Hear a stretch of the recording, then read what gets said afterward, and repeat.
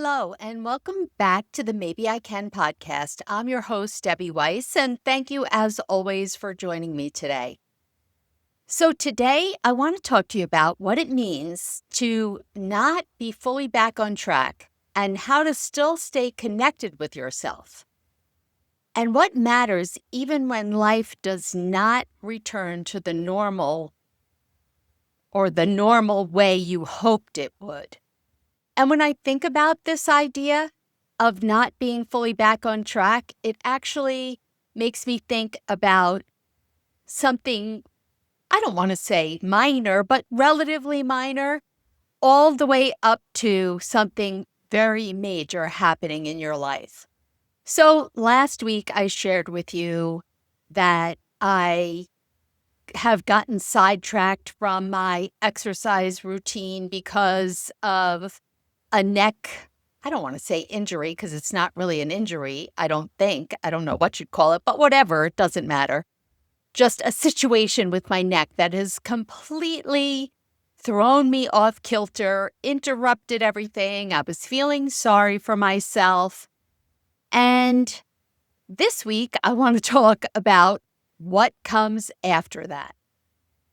The hard part is realizing that maybe you won't be back to quote unquote normal anytime soon. And maybe when it's something life altering, you will never get back to that old normal. There is no pressure to return so quickly, even though we feel like there should be. And this episode is about releasing that pressure. Sometimes the hardest part isn't actually the interruption, it's realizing that you have to keep living even though things now need to adjust. So, why do we want to get back to where we were so badly? Regardless of what interrupts us. Well, routines make us feel grounded, right? That old version of normal feels safe.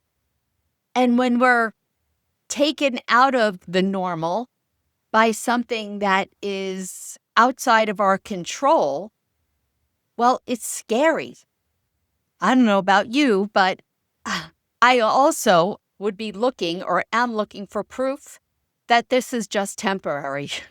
With my neck injury, I'm embarrassed to tell you how many times I've gone back to AI after putting in my MRI results and asking AI 1,000 different questions, 1,000 different ways, hoping for some kind of different answer or different guidance or some kind of just not so arbitrary. Well, first you'll try this, and then if that doesn't work, this. And I just want to go right to the solution, right? Because I want the solution so I can get back to where I was.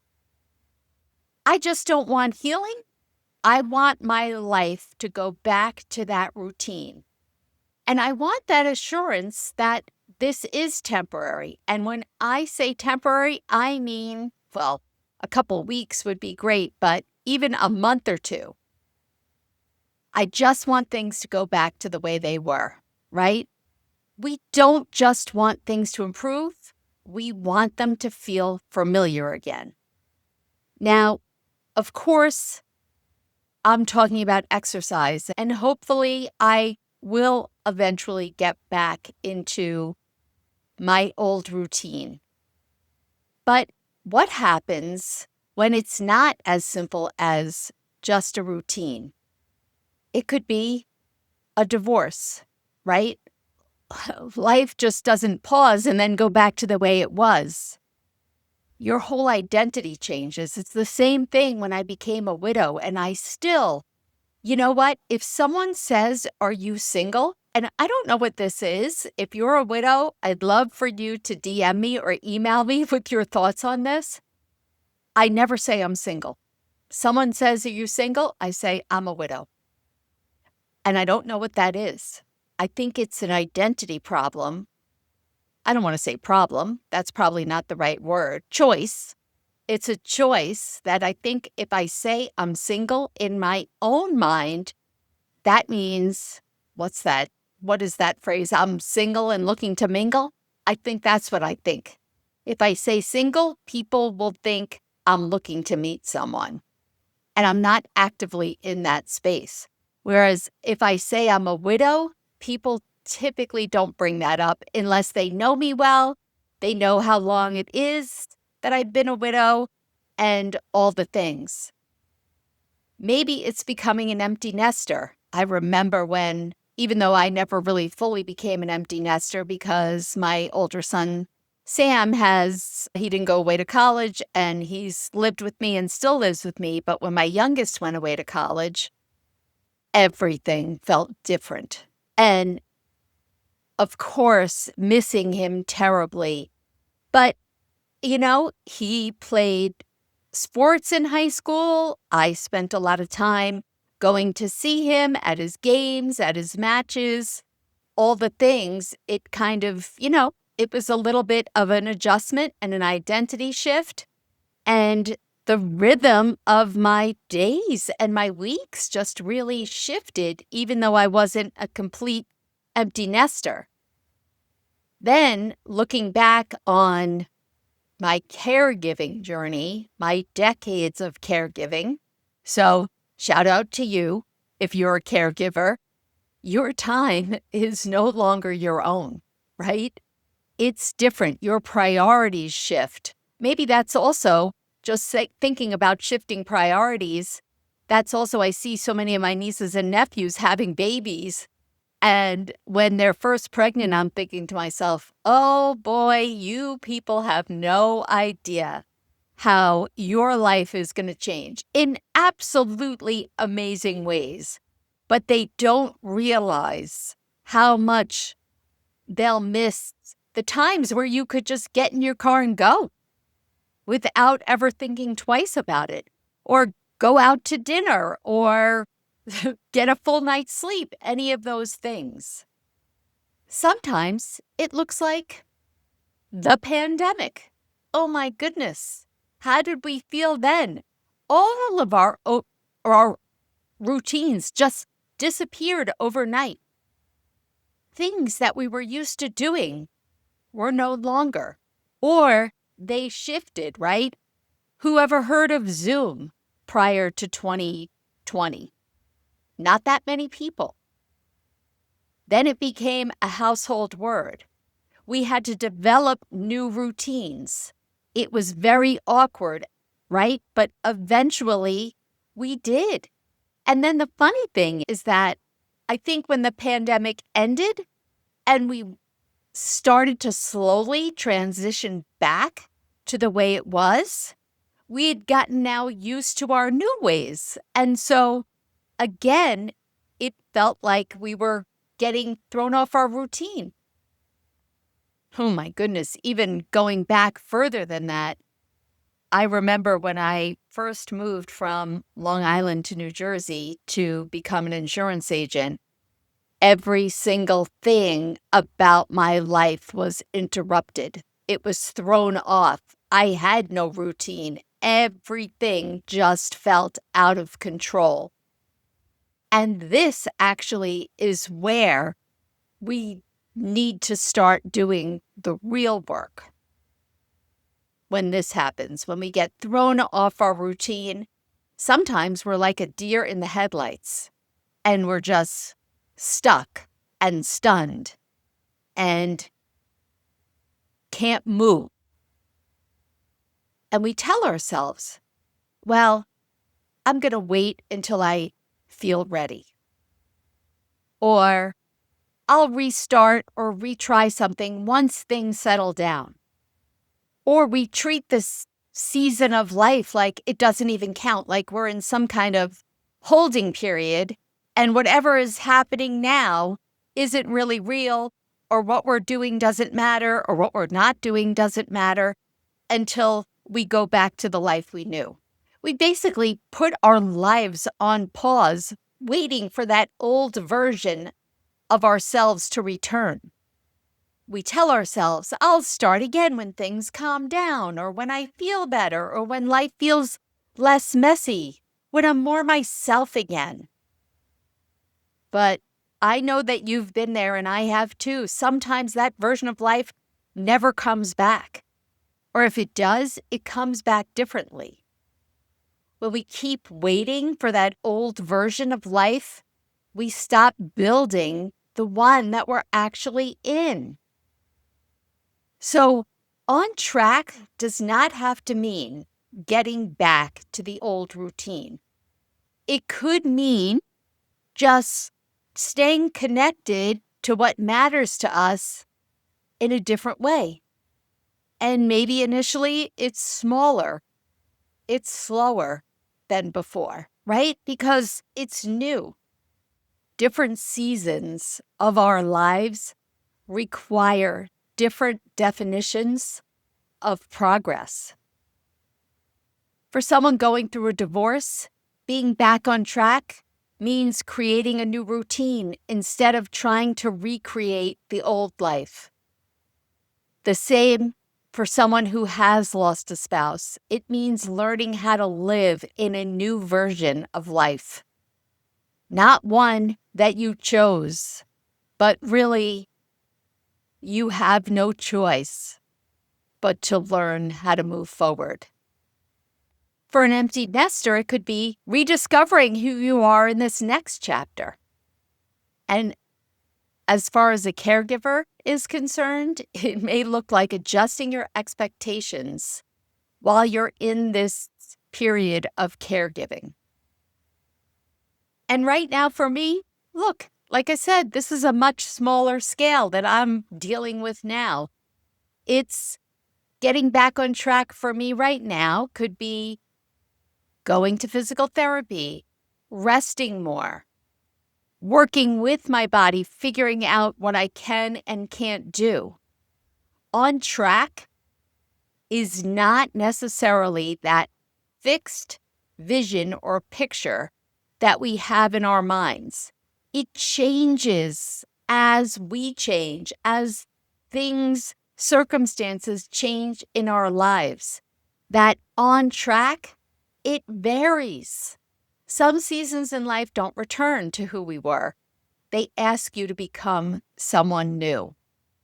And that can be very scary, but it can also be exciting. So the first thing is, it's okay. You can grieve that old version of yourself. And I think that you should. I think you definitely should, because if you don't, then you aren't fully processing. Next, we need to stop using that old routine as the only definition of success. Okay, that might have been your definition yesterday, but now today, things are different. And ask yourself, what is still possible now? There are always things that are still possible. It just might look different than what was possible yesterday. Stay connected in a smaller way to yourself, to your work, to your health, to your family, whatever it is. Stay connected. Find a smaller way to stay connected instead of disappearing completely. And let this season of your life count, even if it looks different than you wanted. The event happened. Now, it's up to you to decide what to do next. You've grieved. Give yourself some.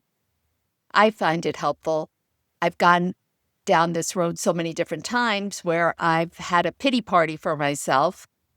And I say, okay, I'm feeling sorry for myself. I want to sit on the couch, eat my pint of ice cream, and be left alone watching mindless TV. And I'm going to give myself permission to do that. And then I set a time. Now, obviously, different situations require different things and all, there's nothing set in stone. You do what works for you. But Okay, I'm going to do that for 24 hours. Now, I didn't give myself 24 hours after my husband died, after I moved to New Jersey, after I don't know what else, different things that happened in my life, but with this neck issue, 24 hours. You can feel sorry for yourself for 24 hours. Have at it. And after that, now it becomes about the story that I'm making of this. The story is what you start making it mean. So stop telling yourself this story, well, I can't do what I was doing before, or my life will never look the same again, or now I'm single, or now I'm a widow, so my life is over. Is that the story you want to tell yourself? Mm-mm. I don't think so. What would be a better story for you? Look, this adjustment is frustrating. I mean, we're pretty much talking about things that are unexpected, right? These aren't things that you're choosing. That's a whole different set of circumstances. This is something unexpected that happened. And so it's frustrating. It can feel completely unfair. It can feel like you're losing momentum. You're impatient. You want the old version back. None of this means that you're failing. It means you're in a transition that you just did not choose. And this is the definition of life, right? Because life throws us, what is it? When life gives you lemons, make lemonade. You can dislike this season. That's okay. But you still have to learn how to live with it. You can miss your old life, absolutely. But you still begin to build a new one, right? Two things can be happening simultaneously. You could be disliking or really hating this season and still, at the same time, learn how to live with it. It's a process. If I think about life, and for me, this is something that it took me a long time to realize when I had these unexpected circumstances happen to me, becoming a caregiver at such a young age, dealing with infertility, dealing with weight issues, dealing with, oh gosh, so many different things. Every single thing that would happen, I would honestly feel sorry for myself. Why is this happening to me? I want my old life back. Nothing will ever be the same. And these things just ruminated over and over again in my head. And what did I do? I was miserable. I really was. Even though on the outside, I wasn't appearing that way. And I didn't even know how miserable I really was. When I realized finally, yeah, these things happened in my life. Yeah, I wouldn't have chosen them. But when I'm honest and I start looking around and I see what other people are dealing with, look at the people that you know. Look at the older people that you know and think about their lives and think about the challenges that they faced in their lives. Nobody, it doesn't matter how wealthy someone is, how successful, how, I don't know, famous, none of those things matter. Every single one of us deals with unexpected challenges. And so this is a skill that we're going to practice, unfortunately, over and over again. And when I realize that, look, I'm not alone with this challenge, I just have to change the way that I'm approaching it, that I'm thinking about it. And that doesn't mean it's easy, and it doesn't mean that I like it, and it doesn't mean that I feel that it's quote unquote fair. But as my parents told me time and time again, life is not fair. Life does not return us back to that version who we were before. And sometimes that might be a positive thing. Sometimes life asks us to create a new version of ourselves. The work is not always getting back to who we were. The work is learning how to stay connected to ourselves and moving forward in a different way. If something in your life has changed and the old version of normal is not available right now, maybe the question is not, how do I get all the way back? Maybe the better question is, what does staying connected to myself look like here? Remember, you do not need to be fully back on track. You just need to stay connected to what matters in the season you're in. Okay, that's my message for this week.